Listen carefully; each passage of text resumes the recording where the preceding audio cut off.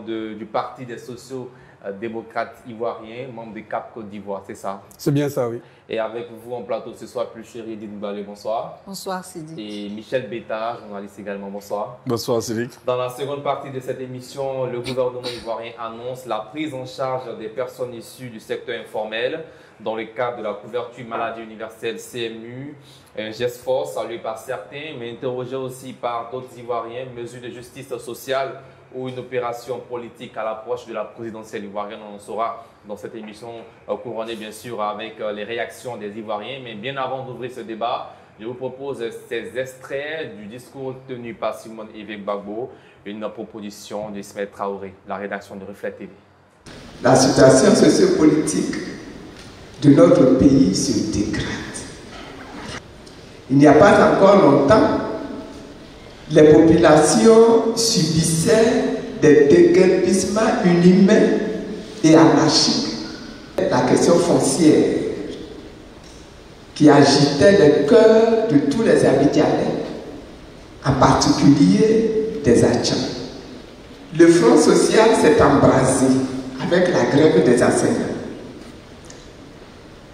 Et cette grève qui a été marquée par des arrestations inexplicables.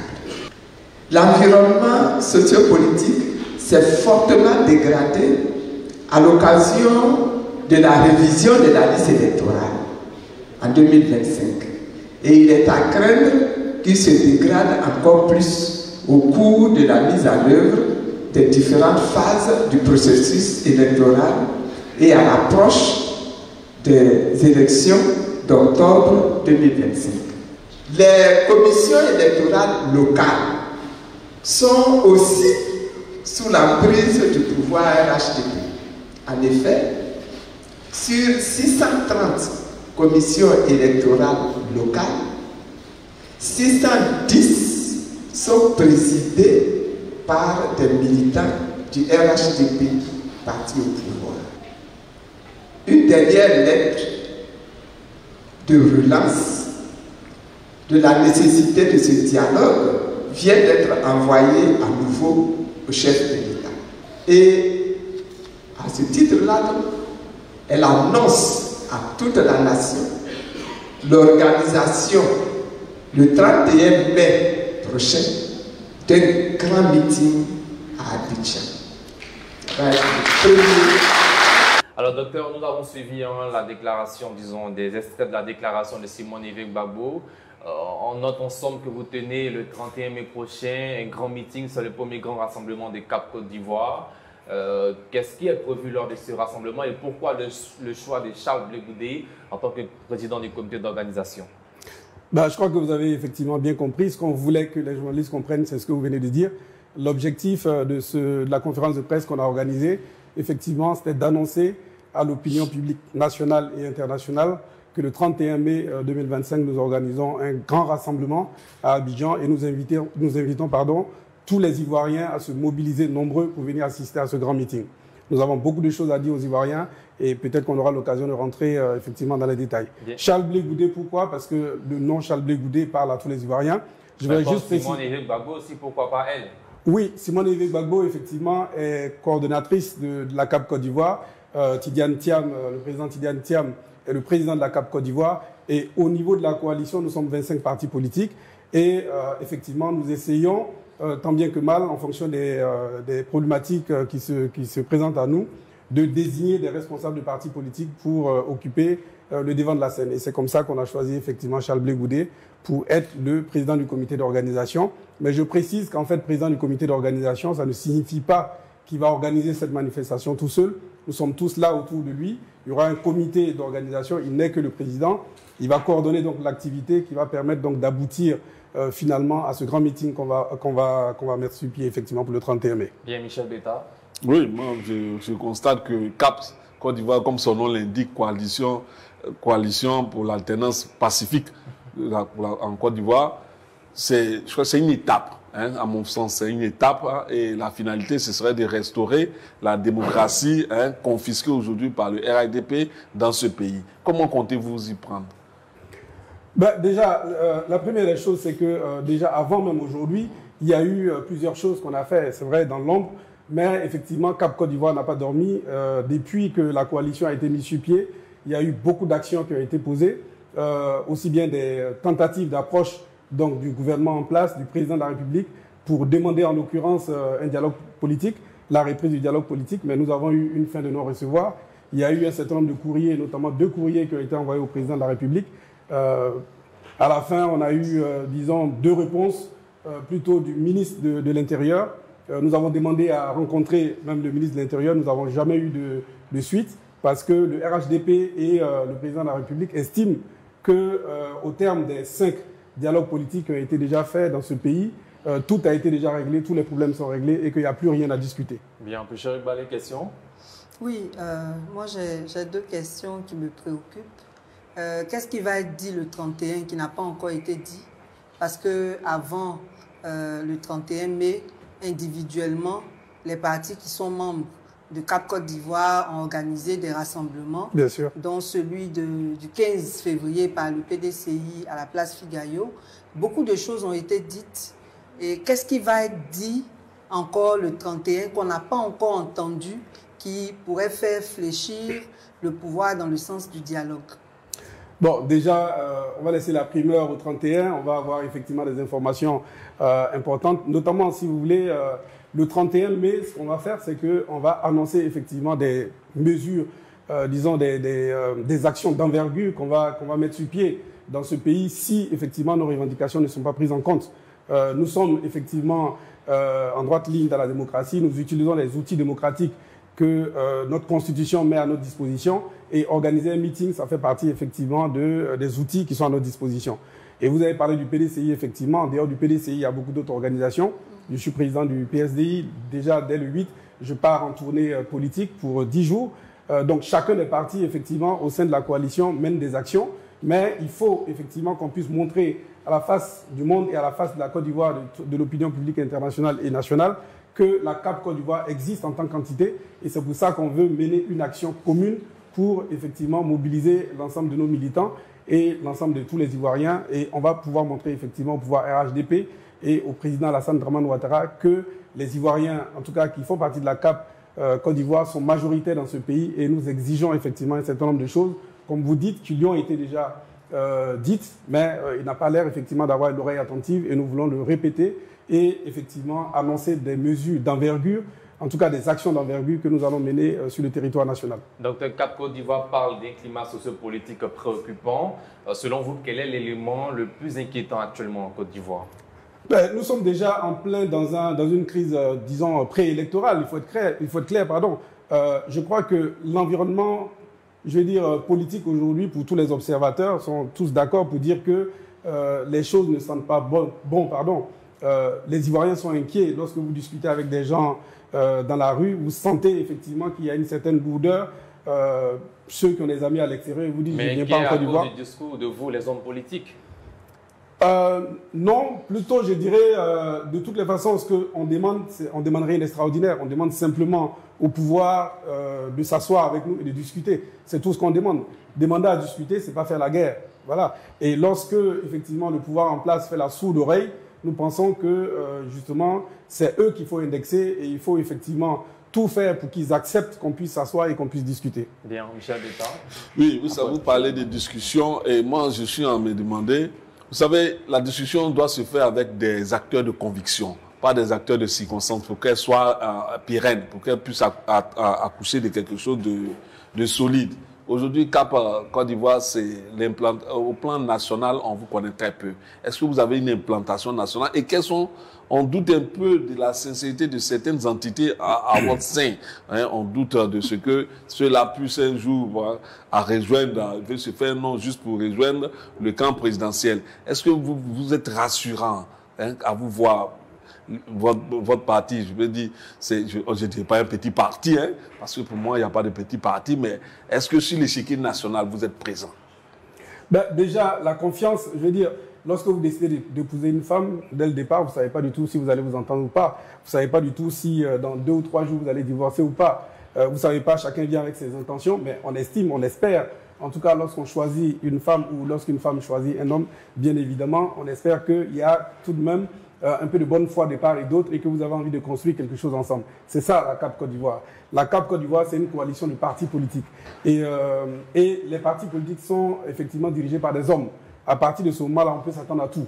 Mais ce que je peux vous dire, c'est que les 25 partis, aujourd'hui, les 25 partis politiques qui constituent la CAP Côte d'Ivoire, on a l'habitude de se rencontrer, on discute ensemble et je peux vous garantir que nous avons entière confiance les uns envers les autres et nous avons un certain nombre de discussions qu'on ne peut pas mettre aujourd'hui sur la place publique, mais nous sommes sereins et nous pensons en tout cas que 2025, ça sera l'année de la CAP Côte d'Ivoire. Oui, je disais que j'avais deux préoccupations. J'ai exprimé la première. La seconde concerne jusqu'où CAP Côte d'Ivoire est prêt à aller. Nous savons tous le contexte sociopolitique dans lequel nous sommes. Nous savons aussi qu'il y a des tentatives d'intimidation. Nous savons aussi que certains moyens démocratiques ne sont pas acceptés, comme les marches, comme certaines manifestations. Et nous savons que jusque-là, les appels au dialogue, que ce soit de la société civile ou de l'opposition, ne passent pas. Donc, vraiment, la question que nous nous posons, c'est est-ce que CAP Côte d'Ivoire est vraiment prêt à utiliser tous les moyens démocratiques? Parce que récemment, le porte-parole du PDCI a été convoqué. On n'a malheureusement pas su l'objet, que la convocation a été annulée. Mais est-ce que, en votre sein, vous discutez de la possibilité d'utiliser vraiment tous les moyens démocratiques? Parce que nous qui sommes dans le peuple, on est fatigués un peu des rassemblements. Nous, on ne doute pas de la capacité de mobilisation de l'opposition, mais on doute de la capacité de l'opposition à infléchir la position du parti au pouvoir quant au dialogue. Donc, est-ce que vous êtes prêt à utiliser vraiment tous les moyens démocratiques à votre disposition? Oui, en Côte d'Ivoire, on a une constitution. Et la Constitution nous donne des droits. Droits qu'on ne respecte pas toujours. Oui, je suis totalement d'accord. Ce que je veux dire, c'est qu'on a un parti aujourd'hui qui dirige la Côte d'Ivoire. Et lorsqu'on entend parler les dirigeants de ce parti, ils disent qu'ils sont démocrates. Ils sont arrivés au pouvoir démocratiquement, c'est ce qu'ils nous disent. À partir de ce moment-là, on va prendre leur exemple. La démocratie qu'ils ont utilisée pour arriver au pouvoir, nous sommes prêts à utiliser la même démocratie pour arriver au pouvoir. Voilà, je pense que quand je dis ça, j'ai tout dit. Bien, alors on va parler des élections de 2025 sur la question de la CEI. Vous remettez en cause la légalité de la commission électorale indépendante actuelle. Quelle action concrète CAP Côte d'Ivoire envisage-t-elle si la composition de la CEI, telle que voulue, en tout cas, n'est pas revue? Est-ce que vous allez mener des boycotts ou bien des manifestations? Il n'y a pas que ça. Je veux dire, dans nos revendications, on va dire que nos revendications, elles peuvent être situées sur 3 dorsales.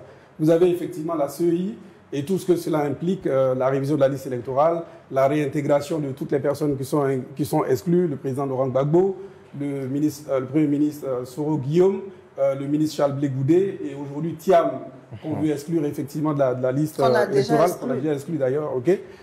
Donc voilà, donc ça c'est au niveau de la réforme de la CEI. Et nous avons également l'exigence d'un dialogue politique, parce qu'il le faut. Mais il y a eu 5 dialogues politiques. Oui, il y a eu 5 dialogues politiques, mais nous en sommes où? Mais qu'est-ce qui n'a pas été dit ou fait par le passé et que vous voulez maintenant? La preuve, vous voyez, lorsque vous prenez les résolutions de chacun des dialogues politiques, vous allez remarquer qu'à chacun de ces dialogues politiques, la question de la CEI est toujours posée. Voilà. Et si nous en sommes aujourd'hui à encore parler de la CEI, ça veut dire qu'effectivement, rien n'a encore été fait. Et il faut qu'on accepte que la CEI a été mise sur pied par les partis politiques et pour les partis politiques. À partir de ce moment-là, dès l'instant où les partis politiques demandent que cette CEI soit revue, il faut que ceux qui nous dirigent aujourd'hui acceptent de discuter avec nous, qu'on puisse s'asseoir et qu'on puisse se mettre d'accord sur l'organe qui va organiser les élections. Voilà, c'est la moindre des choses. Et puis, donc je disais qu'il y avait 3 dorsales. Donc il y avait la CEI, il y avait la nécessité donc d'un dialogue politique.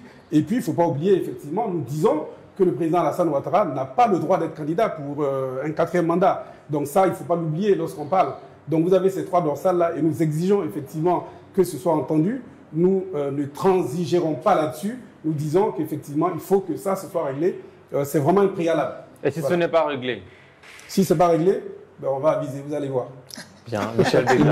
Mais je pense que là où nous sommes aujourd'hui, c'est que vous proposez aussi une alternative crédible à la Côte d'Ivoire. Aujourd'hui, Côte d'Ivoire, c'est 25 partis c'est une partie d'opposition. Est-ce que doit-on nous attendre à une candidature unique ou bien vous allez aller en rang dispersé?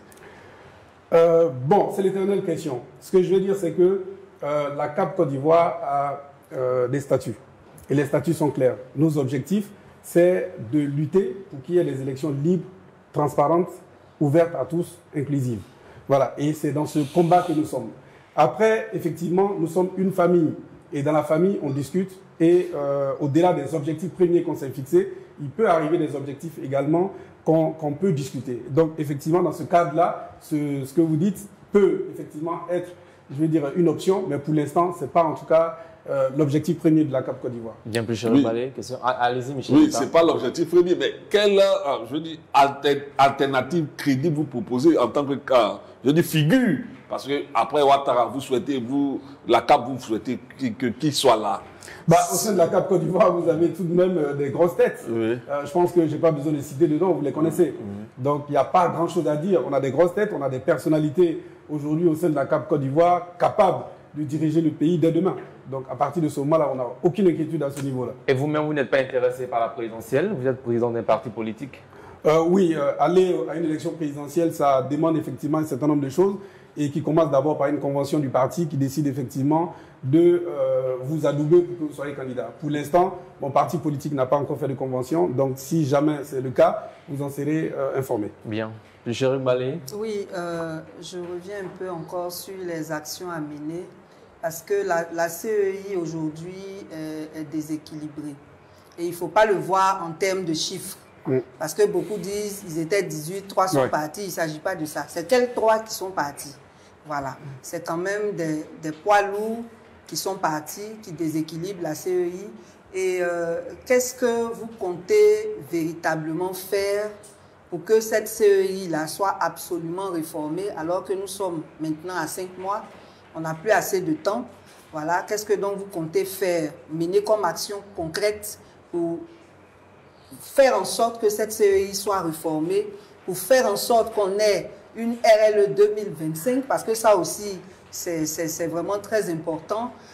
Qu'est-ce que vous comptez faire? Vous savez, le président Alassane Ouattara est venu au pouvoir. Avant lui, il y avait le président Gbagbo. Une fois de plus, je le dis, ils ont utilisé des moyens démocratiques, je vais dire ça comme ça, pour pouvoir contraindre le président Gbagbo à aller dans un sens. Et j'ai dit simplement que ces moyens, on était tous là, on est Ivoiriens, on a tous suivi. Nous ne sommes pas prêts, évidemment, à avoir des kalachnikovs, effectivement, dans les poches, etc. Mais clairement, la Constitution ivoirienne nous donne la possibilité d'utiliser un certain nombre d'outils démocratiques et nous allons les utiliser. Tous les outils démocratiques que nous donne la Constitution, nous permet la Constitution, nous allons les utiliser. Donc, voilà. C'est à partir du 31 que nous serons situés. Bien sûr. Bien. Donc, que répondez-vous à ceux qui estiment que la critique de la CEI est un prétexte pour contester les prochains résultats des élections à venir? Déjà, il faut dire que ce n'est pas maintenant qu'on a demandé non seulement le dialogue politique, mais également la réforme de la CEI. Depuis 2023, on a commencé effectivement à crier et à dire au gouvernement en place, en tout cas à ceux qui nous gouvernent, qu'il fallait absolument qu'on s'asseye et qu'on discute, qu'on n'était pas d'accord avec la constitution de la composition actuelle de la CEI. Et je crois qu'il faut tout de même être assez, assez objectif et réaliste. Lorsqu'il y a un match de football, effectivement, il faut que les deux équipes soient d'accord avec l'arbitre et avec l'organe qui organise la compétition, parce que sinon, au bout d'un moment, les résultats sont connus à l'avance. Donc aujourd'hui, vous avez le parti au pouvoir qui, étrangement, est d'accord avec tout ce qui est décidé par la CEI d'un côté. De l'autre côté, vous avez toute l'opposition qui est d'accord pour dire qu'il faut réformer la CEI. Donc nous ne sommes pas, on ne s'est pas levé un matin, 6 mois avant les élections, pour dire qu'il faut réformer la CEI. Nous le disons depuis longtemps. Donc ce n'est pas nouveau. Donc, ce que les gens nous disent, c'est que est-ce qu'on a le temps pour le faire, etc. Et je répète une fois de plus, ce n'est pas maintenant qu'on a commencé. Et quelles sont les garanties minimales que vous réclamez? Il n'y a pas de garantie minimale. Il faut une réforme de la CEI, il faut une réforme totale de la CEI. Nous disons qu'il faut que les partis politiques sortent de la CEI, parce que c'est vrai que c'est l'ensemble des partis politiques qui ont, au cours effectivement d'un accord politique, décidé que les partis politiques soient dans la CEI. Aujourd'hui, les partis politiques sont tous d'accord, en dehors du RHDP. Tous les autres partis politiques sont d'accord pour dire qu'il faut que les politiques sortent de la CEI et qu'on laisse la CEI gouverner par les organisations de la société civile et par les organisations socio-professionnelles. À partir de ce moment-là, il faut qu'on soit entendu. Bien. Voilà, donc c'est ce que nous demandons. Merci. Je pas de réaction sur cette proposition. En dehors du RHDP, oui. Quels sont les autres partis qui sont encore dans la CEI? Est-ce que vous avez parlé avec eux? Qu'en est-il? En dehors du RHDP, il y a le RHDP. Pourquoi? Parce que tous les partis politiques aujourd'hui qui sont encore dans la CEI sont des partis politiques qui sont RHDP. Voilà. Quoique certains partis vous disent qu'ils sont de l'opposition, nous, en tout cas au niveau de l'opposition, la vraie opposition, nous disons qu'aucun parti de l'opposition aujourd'hui n'est encore dans la CEI. C'est clair. Mais bon, officiellement, ils ne sont pas RHDP. Donc, est-ce que vous avez parlé avec eux? Au RHDP, je parle de l'exemple de Lagou, oui. qui dirigeait une coalition. Elle a annoncé récemment son départ au RHDP. Donc, départ ou bien ralliement? Ralliement au RHDP. C'est un ralliement, c'est un départ. Donc, je poursuis encore pour dire, aujourd'hui, bon, moi, une des choses que j'observe, hein, il faut que votre discours soit cohérent avec vos actions. Est-ce que vous ne craignez pas qu'en allant jusqu'à vraiment vouloir affronter le RHDP, le pouvoir en place, il y ait des désistements en votre sein? Parce que la manipulation est vite partie quand on veut affronter le RHDP, on l'a vu, avec le PDCI et autres qui ont eu des désistements en leur sein, qui ont rejoint le RHDP. Aujourd'hui, est-ce que vous ne craignez pas que en votre sein, le RHDP vienne piocher certaines personnes au point de vous affaiblir? Vous savez, dans une organisation, le départ de ceux qu'on peut appeler, entre guillemets, je dis bien entre guillemets, les traites, ne fait que renforcer l'organisation. Donc, s'il y a des gens, effectivement, notre sein, qui estiment qu'ils ne sont pas dans la droite ligne de ce que nous voulons, ils peuvent partir tranquillement. Et nous allons nous porter mieux. Ne vous inquiétez pas pour ça. Bien. Simone Évêque Gbagbo évoque la spirale des violences électorales depuis 1995. Que propose Cap Côte d'Ivoire de nouveau pour briser ce cycle? C'est le dialogue. On est dans un pays de paix. Le président Tidiane Thiam est président du PDCI. Vous connaissez la maxime du PDCI. Il ne peut pas faire une phrase sans parler de paix. Donc, tout ce que nous demandons, effectivement, c'est le dialogue. Et c'est la seule solution. C'est la seule arme qu'on a, effectivement, pour désamorcer, disons, la crise préélectorale et une éventuelle crise post-électorale, parce qu'il ne faut pas se leurrer. On a vu 2020, et 2020, c'est comme ça que ça a démarré. On a eu 87 morts, on a eu une tête coupée qu'on a pris pour jouer le football. Donc, c'est suite aux appels de l'opposition à travers le CNT. Non, mais l'opposition n'a pas appelé. Non, c'est une réponse au pouvoir. C'était plutôt une réponse au pouvoir. L'opposition n'a pas appelé à la violence, elle a appelé à manifester. C'est pas que ça valait la peine ou ça valait pas la peine. Je veux dire, la question c'est de se dire qu'est-ce qui a conduit à ça. Voilà, c'est l'observation qu'il faut faire. Je veux dire, on avait en face de nous, si vous voulez, un pouvoir qui est hermétique à tout débat, à toute discussion, qui a mis en place une organisation, disons, qui a, on va dire, braqué, disons, les élections. À partir de ce moment-là, nous avons juste appelé à manifester. C'est un droit démocratique. Donc, lorsqu'on met lorsqu'on met des bacs à verre dans la rue pour aller agresser les gens, etc., bon, je ne crois pas que ça, ce soit le fait de l'opposition. Je crois que s'il faut regarder quelque part, ce n'est pas dans le sens de l'opposition, c'est plutôt dans le sens de ceux qui nous gouvernent. Bien, nous sommes à quelques mois des élections et l'environnement même politique n'est pas rassurant pour tout un chacun. L'opposition se pose des questions, le pouvoir est toujours braqué dans sa posture et nous nous demandons jusqu'à quand? Jusqu'à quand le pouvoir Ouattara va rester indifférent aux appels de l'opposition à discuter? Et qu'est-ce que l'opposition peut faire pour briser ce silence ce silence qui ressemble plus à du mépris qu'à un silence? Parce qu'aujourd'hui, je ne comprends pas que le pouvoir veuille rester muet aux différents appels qui sont impératifs, puisqu'on ne voit pas d'issue à ces élections-là qu'une élection monocorde. Qu'est-ce que vous pouvez faire pour briser ce silence-là? Vous savez, je vais vous dire une chose. Le président Alassane Ouattara s'est appuyé sur deux choses pour pouvoir effectivement accéder au pouvoir. La communauté internationale et puis effectivement l'utilisation de ce qu'il pouvait utiliser en interne dans le pays pour pouvoir accéder au pouvoir. Nous avons compris cela. Et aujourd'hui, au niveau international, vous savez, les militants du RHDP vous disent Alassane Ouattara, il connaît tout le monde, etc., etc. Nous lui montrons aujourd'hui que nous connaissons également des gens. Donc, si vous voulez, comment dire ça, je veux dire, l'international, aujourd'hui, nous le prenons à bras le corps et nous faisons ce qu'il faut au niveau de l'international pour expliquer la situation de la Côte d'Ivoire. Donc, je peux vous dire comme ça qu'effectivement, nous avons envoyé des délégations un peu partout pour rencontrer toutes les chancelleries, etc. Aussi bien ici en Côte d'Ivoire qu'à l'extérieur. On a des personnes, effectivement, qui sont à l'extérieur pour expliquer la situation de la Côte d'Ivoire, donc au niveau international. Et ici, en Côte d'Ivoire, nous sommes là pour, effectivement, montrer à Alassane Ouattara que ce pays nous appartient et que nous n'allons pas nous laisser compter. Nous l'avons dit, le 31 mai, nous avons un grand meeting et ce n'est que l'amorce d'un certain nombre, comme je l'ai dit tout à l'heure, d'actions d'envergure que nous allons poser dans ce pays-là. Vous pouvez rappeler comme ça, l'ONU est passée récemment. Est-ce qu'on peut savoir un peu ce qui est sorti de vos échanges? Je crois que vous savez tout. On leur a expliqué. On ne sait pas. On leur a expliqué la situation de notre pays, la situation de crise dans laquelle on est, nos revendications qui sont légitimes. Je crois que personne ne nous dira qu'elles ne sont pas légitimes. On a expliqué tout ce qu'on demande, c'est s'asseoir et discuter. Et qu'est-ce que l'ONU a dit en retour? Ils ont pris note, vous savez, c'est la diplomatie. Ils ne vont jamais venir prendre position pour ou contre, c'est clair. Ils ont pris bonne note. Et l'ONU, ils agissent toujours effectivement en souterrain. Nous espérons effectivement secrètement qu'ils vont faire ce qu'il faut pour faire plier le pouvoir en place. Et jusqu'à présent, Cap Côte d'Ivoire n'a pas encore saisi la CEDEAO et l'Union africaine. Justement, pourquoi? je voudrais savoir quelles sont les autres organisations internationales. Bon, il y a beaucoup d'organisations dont fait partie effectivement la CEDEAO, l'Union africaine, etc. Mais je ne suis pas ici en tant que porte-parole effectivement de la CAP Côte d'Ivoire. On est là pour analyser. Donc il y a effectivement des informations qui devraient normalement être données par notre coordinatrice, je veux dire Madame Simone Gbagbo, la présidente Simone Gbagbo. Et quelle est votre lecture du retrait de la radiation de Tidiane Thiam sur la liste électorale?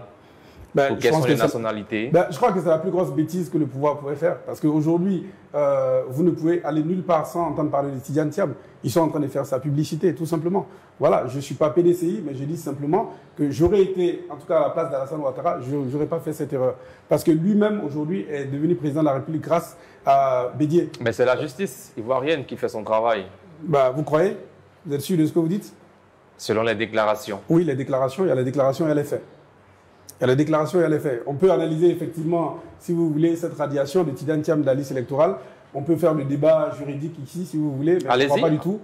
Je ne crois pas que ça va apporter quelque chose, disons, à qui que ce soit. On sait tous, Tidiane Thiam, son année de naissance, il est né une année avant la naturalisation de son père comme ivoirien. Ça veut dire qu'en fait, avant justement qu'il naisse, il est né, une année avant, donc ce qui signifie qu'il est né français. Voilà. Si son père a été naturalisé ivoirien en 1967, Thiam est né en 66, je crois, non? Ou je me trompe, c'est 66. Il est né en 62. Son père a été naturalisé en 63. En 63, oui, voilà. Merci. Merci pour la précision. Oui, c'est à propos d'un point de la déclaration qui parle de la candidature du président Ouattara. Est-ce que c'est à ce niveau-là que le vrai problème se situe par rapport à octobre 2025? Il y a le 21 juin, il est prévu une convention du RHDP. C'est au RHDP de choisir son candidat. Et si le RHDP choisit le président Ouattara, est-ce que c'est ça qui est un problème véritablement? Y a-t-il pas d'autres problèmes plus importants comme les conditions d'organisation des élections que de vouloir se battre pour ne pas que le président Ouattara soit candidat?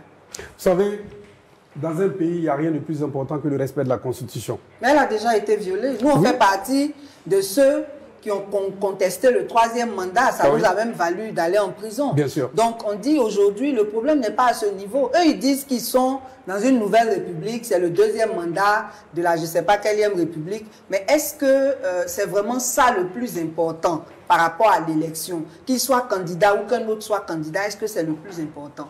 Ok, je ne suis pas là pour poser des questions, mais est-ce que vous êtes d'accord qu'il fait aujourd'hui le 1er mandat de la 3e République? Je crois que non. Vous n'êtes pas d'accord. Moi, j'appelle ça 4e mandat, mais est-ce qu'on peut empêcher le RHDP de le choisir comme son candidat?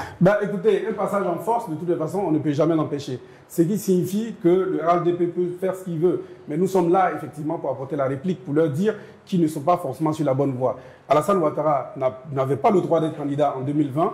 Vous faites partie, effectivement, des personnes qui ont lutté pour éviter cela. Nous aussi, effectivement, on était là pour lutter. On n'a pas eu la chance d'aller en prison comme vous. Ah, c'est une chance. Je plaisante, c'est juste une plaisanterie. De mauvais goût. Non, mais ce que je veux dire, c'est que ce n'est pas parce qu'il a violé la Constitution en 2020 et qu'il a fait un passage en force, qu'en 2025, on devrait se dire, OK, il a déjà violé la Constitution, c'est pas grave, laissons-le violer la Constitution. Non, nous disons non. Il faut qu'on apprenne justement à construire un état de droit. Et un état de droit, ça passe tout d'abord par le respect de notre loi fondamentale qui est la Constitution. Si on ne respecte pas la Constitution, je crois que tout est permis dans ce pays-là. Voilà, donc c'est pour nous, c'est vraiment sinon, une base. ce ne serait qu'une violation de plus. Oui, il faut peut-être concentrer son énergie sur l'essentiel qui sont les candidatures de tout le monde, l'essentiel qui sont la crédibilité de la CEI. Bon, ça, oui, ça je peut l'ai aussi dit, il y a 3 dorsales. Vous avez effectivement la CEI, voilà, vous avez la CEI effectivement et tout ce que cela implique. Je l'ai dit tout à l'heure, donc réforme de la CEI.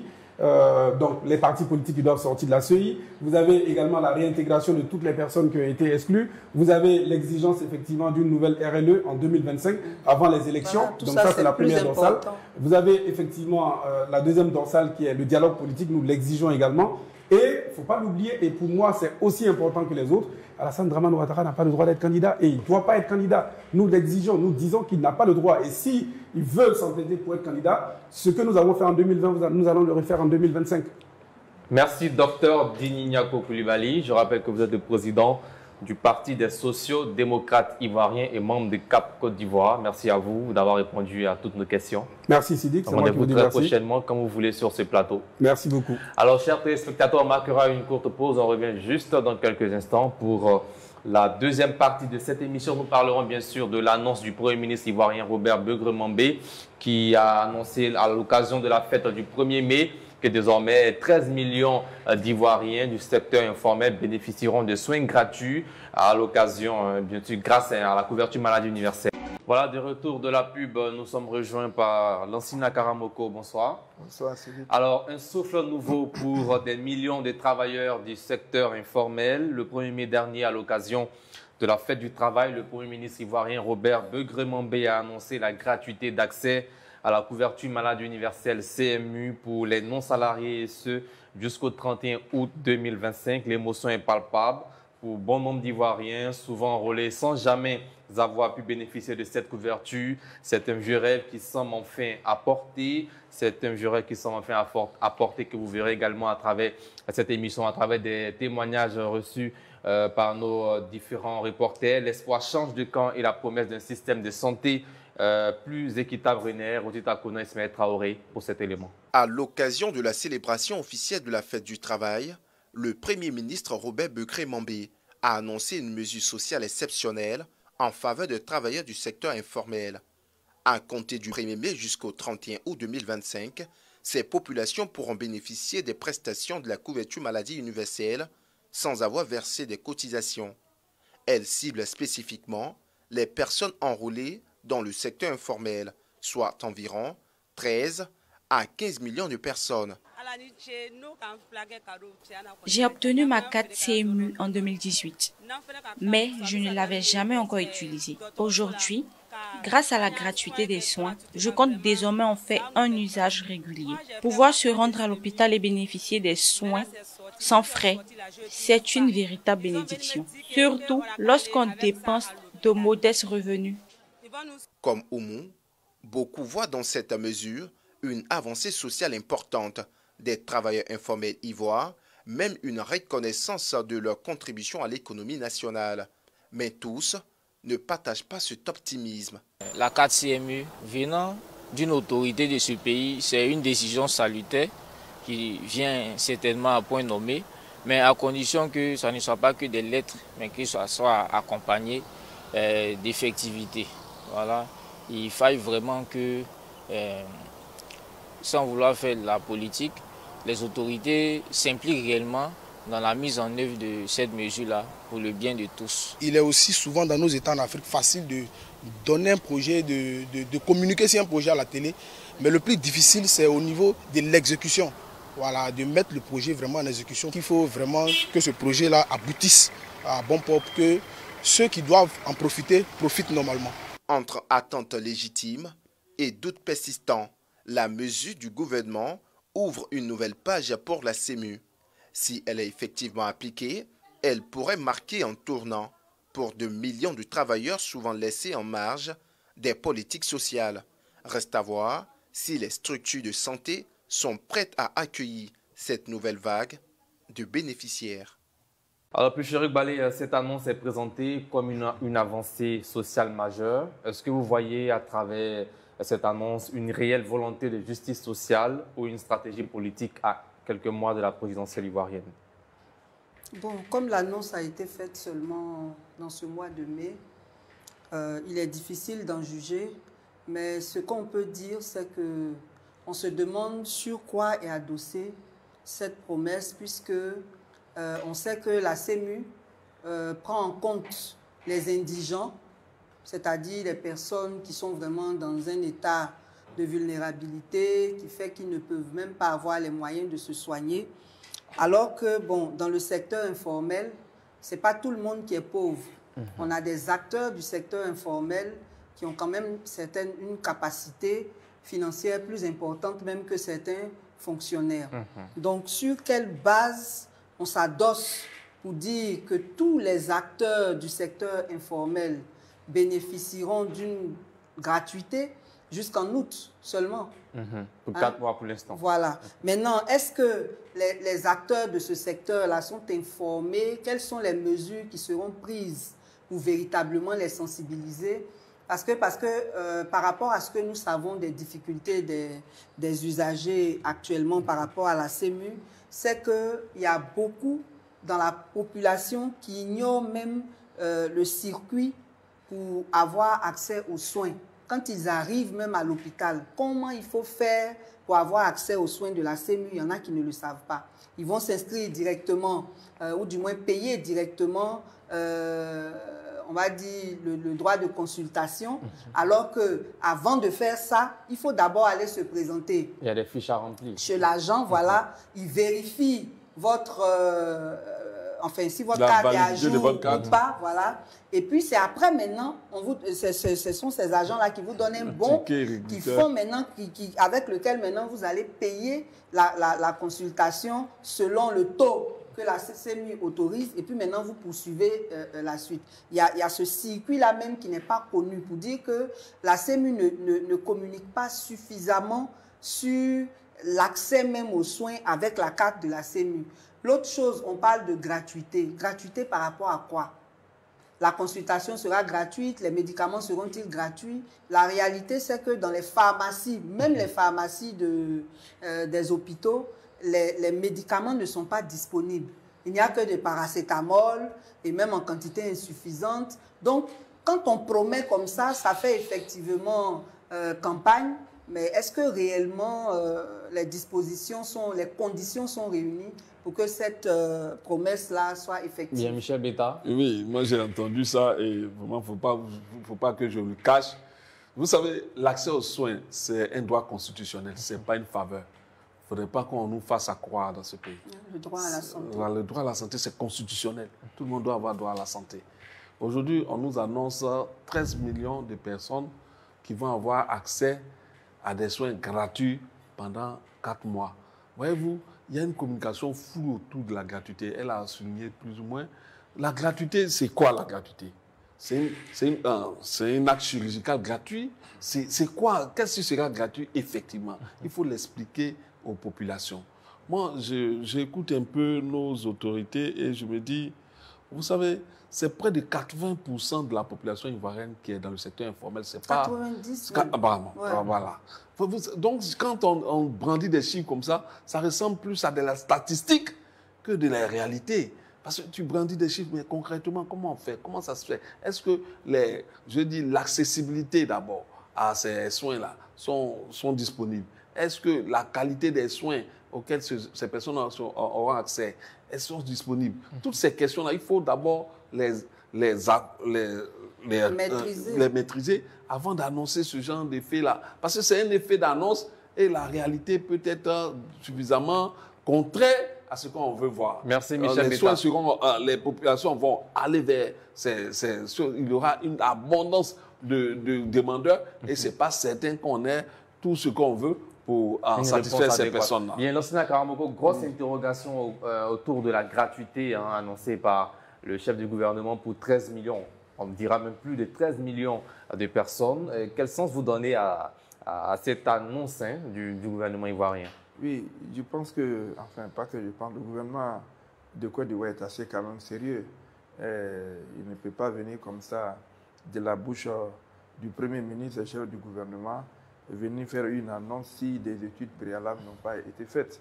Il faut quand même lui accorder, n'est-ce pas, ce bénéfice-là et comprendre que cette affaire de CMU n'a pas commencé en 2024. C'est depuis 2011 que les dispositions ont été prises. 15 ans, je crois que la procédure a fait son chemin et aujourd'hui, la réalité n'est pas celle qu'on a connue il y a 5 ans, il y a 3 ans, il y a 4 ans en arrière. Les choses sont en train d'évoluer progressivement. Pour cela, il suffit simplement de faire un tour dans les hôpitaux pour comprendre que les populations commencent à comprendre effectivement que la question de la couverture maladie universelle est une réalité. On se pose assez de questions sur sa faisabilité. Oui, sa faisabilité, vous savez, comparaison n'est pas raison, mais ailleurs, on a mis assez de temps quand même pour que aujourd'hui, ceux-là soient presque vers la perfection. Je conviens qu'il faut beaucoup d'activités de communication autour de la question, parce que même les cas d'assurance dans le secteur privé, où on prélève, n'est-ce pas, sur ceux qui bénéficient d'une pension mensuelle, il arrive souvent que les bénéficiaires ne connaissent même pas la procédure. Et quand ils arrivent à l'hôpital, ils vont directement à la caisse, alors qu'il y a un box qui est réservé, n'est-ce pas, à la représentation de chaque maison d'assurance. Mais ça exprime un manque de communication. C'est ce que j'ai dit. Il faut peut-être axer le travail davantage sur la communication, mais ce n'est pas l'opération en elle-même qui est impossible à réaliser. Et il y a des études qui ont été faites, et j'en suis convaincu. Et aujourd'hui, n'est-ce pas, quand on va sur le terrain, les résultats sont probants. Mais ce qu'il faut retenir souvent, ceux-mêmes qui sont les détenteurs des cartes, parce qu'on peut avoir la carte, puis il y a des gens qui sont des ayants droit, et il arrive très souvent qu'il y a beaucoup plus de bénéficiaires dans les ayants droit, parce qu'il y a des gens qui ont la carte. Juste peut-être parce qu'il faut dire qu'à un moment donné, c'est une obligation pour avoir accès à un certain nombre de services en Côte d'Ivoire, il faut avoir la carte, n'est-ce pas, de la couverture maladie universelle. Et donc, beaucoup de gens ont la carte, mais n'utilisent pas leur carte parce qu'ils voulaient juste l'avoir pour avoir accès à un certain nombre de services. Bien. Michel Bétan, allez-y. Oui, vous savez que la soutenance financière de cette carte-là nécessite beaucoup d'argent. Peut-être que l'État a les moyens de sa politique. Non, mais parce qu'on sait comment ça se passe, c'est la cotisation. On a pris la priorité, c'est la cotisation qui devait soutenir, cette couverture maladie universelle. Et on a vu le niveau des cotisations, on n'en pas les chiffres, mais on sait plus ou moins que beaucoup réussissent à cotiser parce que n'étant pas satisfaits certainement des prestations qu'ils ont rencontrées à certains moments. Est-ce qu'aujourd'hui, l'État peut estimer au moins le montant qui a été alloué à cette activité, à cette gratuité-là, pour qu'on puisse mesurer un peu la faisabilité? Parce que c'est plus, moi je le dis, à cette période préélectorale-là, ça ressemble plus à une campagne de séduction qu'à une réelle activité politique. Bien, puis chéri Balé, votre réaction sur la période qui est de 4 mois? Oui, 4 mois, c'est quand même assez court. C'est court parce que ça vient d'être annoncé. Le temps de sensibiliser toute cette masse-là, le secteur informel, ce sont les marchés, c'est tous ceux qui vendent au bord des routes, tous ceux qui sont dans des activités informelles, c'est quand même une masse assez importante. Donc, le temps qu'eux-mêmes ils soient instruits sur cela, qu'ils se fassent enrôler, qu'ils s'habituent au circuit, ce sera déjà fini. Parce que ça va faire juste 3 à 4 mois, c'est vraiment trop peu. Maintenant, ce qu'il faut ajouter aussi, c'est que même ceux qui ne sont pas dans le secteur informel ont déjà des problèmes. Tout à l'heure, M. Beta disait que les gens rechignent à payer. Ça, c'est pour ceux qui doivent payer d'eux-mêmes. Mais même ceux pour qui on fait des prélèvements, il y a un problème même dans le système de reversement de ces prélèvements qui fait que la CNAM n'arrive pas à avoir tous les moyens qu'il faut pour payer les différents prestataires. Ce qui fait que les pharmacies ne sont pas enclines à donner aux détenteurs de la carte des médicaments qui sont chers. Parce qu'après, on ne les paye pas vite. Je parlais tout à l'heure des pharmacies aussi dans le secteur public qui ne sont pas approvisionnées. Donc, il y a vraiment tout un tas de problèmes qui existent déjà. Donc, quand on vient annoncer ça, franchement, ça fait un peu douter parce qu'on se dit, on ne prend pas le temps de régler réellement les problèmes, de rendre le système plus huilé, de faire en sorte que les pharmacies reçoivent mieux tous ceux qui sont détenteurs de la carte. Donc ça rend quand même un peu sceptique, quoi. 4 mois. Oui, c'est vrai que on a dit qu'il n'y a pas assez de communication, mais il faut quand même dire que le Premier ministre vient annoncer quelque chose qui a déjà commencé en fait. Parce qu'aux abords des marchés ou des zones où il y a les populations circulent, les gares routières et les marchés, c'est une opération qui a déjà commencé. Hein. Oui, on voit des agents, n'est-ce pas, de ces structures-là qui déjà approchent les femmes au marché. Hein. C'est une opération qui a commencé. Donc le Premier ministre, moi je le comprends quand il parle de 3 à 4 mois. C'est parce que l'opération en réalité a déjà commencé. Peut-être qu'il ne l'a pas dit. Mais après les 4 mois, là, ils auront les moyens de se soigner. Parce qu'on leur promet la gratuité dans les 3 à 4 mois. Et après les 4 mois, qu'est-ce qui aura changé dans leur situation pour qu'ils puissent maintenant mais vous savez, être autonomes? Même la mutuelle des agents de l'État, la MUGFC, a commencé lourdement. À un moment donné, elle s'est essoufflée. Et puis après, elle a repris, n'est-ce pas, du souffle.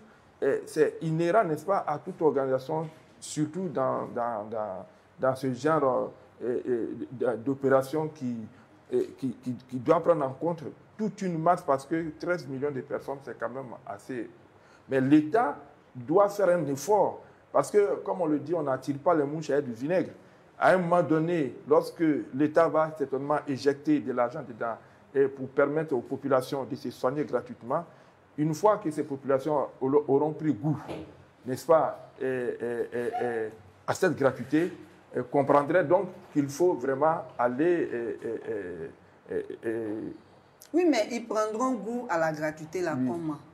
Quand on te dit à la gratuité, tu es content, tu vas à l'hôpital, il n'y a pas de médicaments. Comment tu vas prendre goût? Ah non, non, mais non, il ne faut pas prédire. On ne prédit pas. Non. On est en train de parler de ce qui se passe maintenant, actuellement dans les hôpitaux publics. Il n'y a pas suffisamment de médicaments pour satisfaire ceux qui ont la carte. Moi, j'ai ma carte.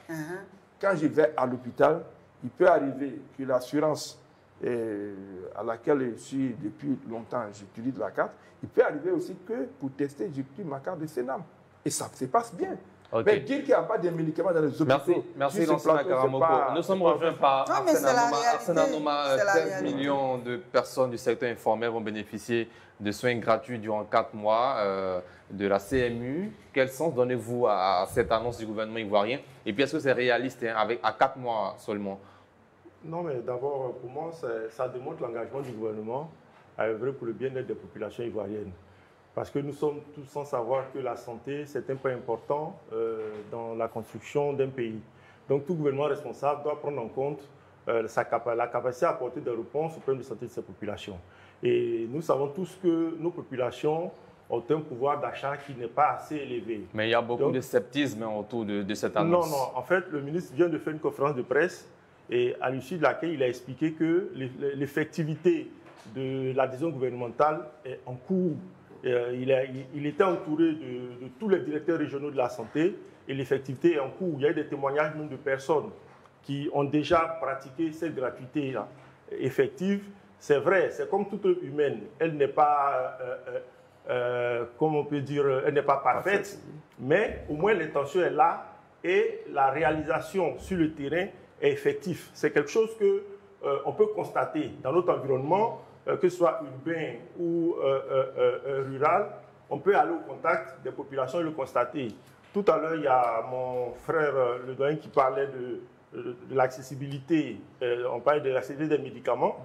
C'est vrai, il y a des problèmes, mais le ministère de la Santé et le gouvernement font en sorte que les pharmacies dans les hôpitaux et les pharmacies même au sein des localités rurales et urbaines soient approvisionnés pour pouvoir répondre à cette forte demande-là. Parce que c'est une décision qui va amener à ce que la pratique, la fréquentation des centres de santé grimpe, parce qu'elle est gratuite. C'est vrai, elle est circonscrite dans un temps, mais elle est gratuite. Donc, la fréquentation va connaître un pic. Donc, il va falloir que, tant pour les services de soins que tant pour les services de médicaments, puissent répondre à cette attente-là. Donc, pour moi, j'ai confiance. Déjà, même l'intention, elle est bonne, elle est à saluer. Maintenant, veillons tous à ce que l'intention soit effective et touche toutes les populations qui sont concernées par cela. Mais en tout cas... Veillons tous. Qui est tous là? Non, tous, nous tous, toutes les populations ivoiriennes. Non, pas du tout. Ouais, c'est ceux qui ont pris la décision, non, ceux qui ont pris qui doivent garantir que les conditions sont réunies pour que cela soit effectif. Les conditions sont réunies parce que le ministre a fait une conférence de presse et il a mis en mission ces démembrements centraux, qui sont les directeurs régionaux du ministère de la Santé, de veiller à la mise en pratique effective de cette décision-là. Et lui-même, en tant que ministre de tutelle, il a décidé de sillonner toutes les régions pour vérifier l'effectivité de cette décision-là. Donc moi, j'ai foi que cette décision-là sera mise en pratique. Mais est-ce que déjà, je voulais justement dire sur le plateau en 30 secondes rapidement. Nous, Michel, vous avez... Parce qu'il y a ça. Non, c'est ceux qui n'ont pas les cartes. Non, c'est ceux qui n'ont pas les cartes. La question qu'on doit se poser, moi j'ai ma carte. Est-ce que Michel n'a pas de carte. Toute ma famille a ses cartes. Bien. Alors, dernière question. Merci, Arsenal. Dernière question, Michel Beta. Quelles sont vos recommandations pour garantir une mesure sociale pour permettre aux Ivoiriens de vraiment profiter de tous ces avantages? Vous savez, ma première préoccupation a été la capacité d'absorption par les unités sanitaires de toute cette masse qui va vraiment se déferler sur cela. Est-ce qu'on a les hommes nécessaires? Est-ce qu'on a les centres nécessaires pour accueillir tout ce monde qui va vraiment se déplacer? Et la deuxième question, c'est la question de l'accessibilité aussi aux médicaments. Parce qu'il ne s'agira pas de finir une consultation et puis tu devras aller chercher les moyens pour te faire... Merci, Michel Bétanon. Michel, deux propositions rapidement en 40 secondes. Oui, il faut lutter contre la corruption. Je ne vais pas douter de la bonne foi du gouvernement, mais je vais douter de la bonne foi de ceux qui sont chargés d'appliquer ce que le gouvernement a décidé. C'est qui, parce que pour nous, les agents sur le terrain. Ah oui, sur le terrain. Parce que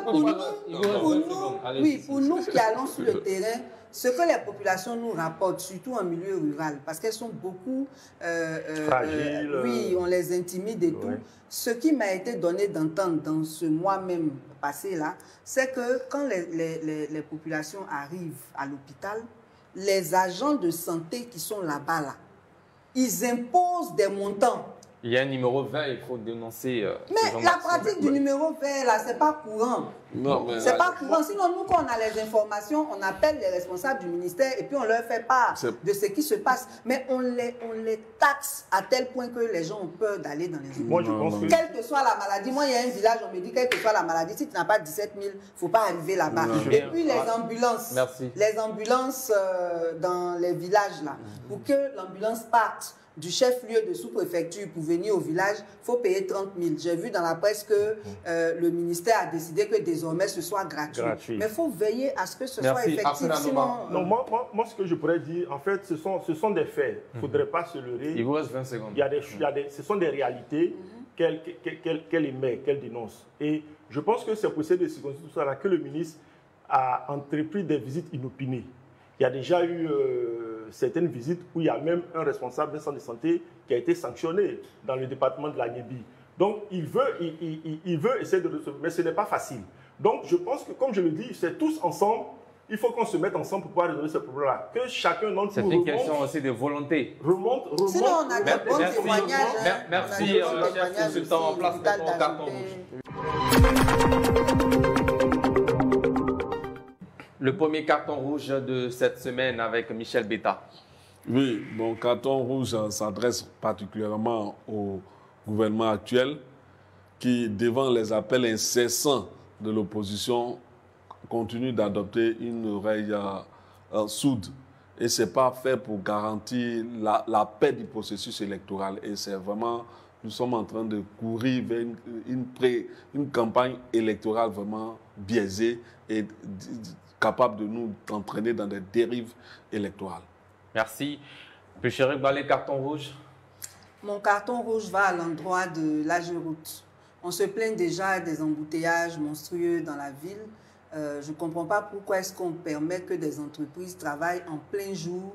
Là, par exemple, aujourd'hui même, entre le carrefour de la Riviera 2 et Cap-Nord, il y a une entreprise qui est en train de boucher les nids de poules. Ça a créé un embouteillage monstre.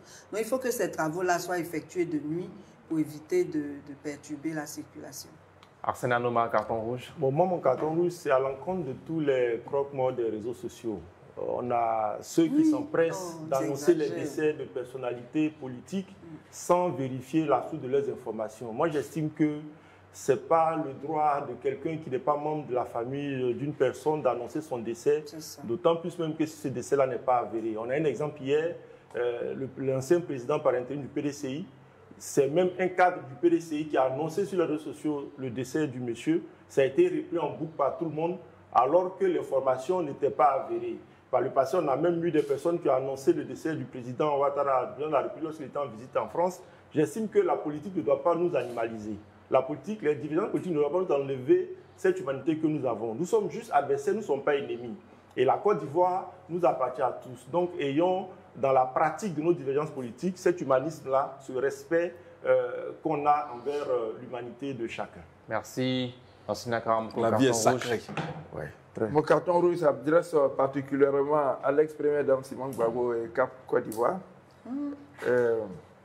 C'est vrai que Simone Gbagbo a été une actrice majeure de la crise que la Côte d'Ivoire, la longue crise militaro-politique que la Côte d'Ivoire a connue, et qui a été couronnée par des milliers et des morts. On a annoncé 3 000. Mais si on me dit 20 000, je ne dirais pas non. Mais en même temps, c'est elle, contrairement aux autres, qui a bénéficié des largesses, n'est-ce pas, du pouvoir. Contrairement aux autres, elle n'a pas été envoyée à la CPI parce que le président de la République a estimé qu'on pouvait la juger ici. Et c'est ce qui a été fait. Elle a été jugée, condamnée. Elle était plus dans une résidence surveillée que dans une véritable prison. Donc, elle a eu une prison dorée. Elle a vu le rappel de sa rente viagère totalement payé. Elle a eu une amnistie que les autres n'ont pas eue. Donc, finalement, c'est elle qui, aujourd'hui, avec son équipe, est en train de peindre en noir tout ce que le président de la République a fait comme chose positive pour la classe politique. Alors donc, il faut qu'elle arrête, parce que si elle recommence, ce n'est pas bon pour elle, ce n'est pas bon pour les Ivoiriens. Les Ivoiriens n'en ont pas besoin. Merci Lansina Karamoko. Le chiffre du jour. Le chiffre du jour, c'est 64. En effet, classement mondial de la liberté de la presse 2025, la Côte d'Ivoire perd 11 places et passe à la 64e position sur 180 pays selon le classement officiel de Reporters sans frontières. Michel Betta, c'était le 3 mai à l'occasion de la célébration de la Journée mondiale de la liberté de la presse. C'est un recul. Hein, c'est un recul démocratique, c'est un recul de la liberté de la presse. Ça s'explique aisément dans ce pays. Nous voyons aujourd'hui la presse est une tentative de bâillonnement des médias, une tentative de discréditer même la presse même officielle dans tout ce qu'elle fait. Bon, donc ça s'explique aisément. Et moi, je pense que notre ministre de tutelle, le ministre de la Communication et le gouvernement sont les premiers responsables. Bien, Lansina Karamoko. Oui, vous savez, j'ai toujours dit comparaison n'est pas raison, mais à côté de nous ici, dans un pays considéré comme une des plus grandes démocraties en Afrique, la presse aussi c'est plein là-bas. Bon, je ne connais pas les critères qui sous-tendent, n'est-ce pas, ce classement, cette régression qu'on annonce pour la Côte d'Ivoire, mais j'estime qu'en Côte d'Ivoire, la presse est quand même assez libre. C'est tous les jours qu'on voit à la une des journaux des titres qui s'attaquent au président de la République, des titres mais pour autant, ils ne sont pas arrêtés. Alors, je ne sais pas quels sont les critères, mais je doute fort que ces critères-là soient des critères qui puissent être pris en compte véritablement en tenant compte de la réalité ivoirienne. Bien, Pécheur, les réactions? Bon, comme il a dit, hein, ils ont leurs critères, ils savent sur quelle base ils le font. Mais en tout cas, ce qui nous est donné, nous, de constater ici au pays, c'est que les organes de régulation de la presse ne sont pas justes dans leur jugement. Ils sont enclins à sanctionner beaucoup plus les journaux de l'opposition, alors que les journaux du parti au pouvoir aussi ont on va dire, des dérives envers les anciens responsables du parti, ça, on ne les juge jamais. Même sur les plateaux télé, on a des télévisions qu'on devrait sanctionner, qu'on ne sanctionne pas. Donc moi, je pense que si on prenait en compte tout ça, le classement serait encore plus bas, à mon avis. News, que Dieu veille sur vous et sur la Côte d'Ivoire. Bonsoir.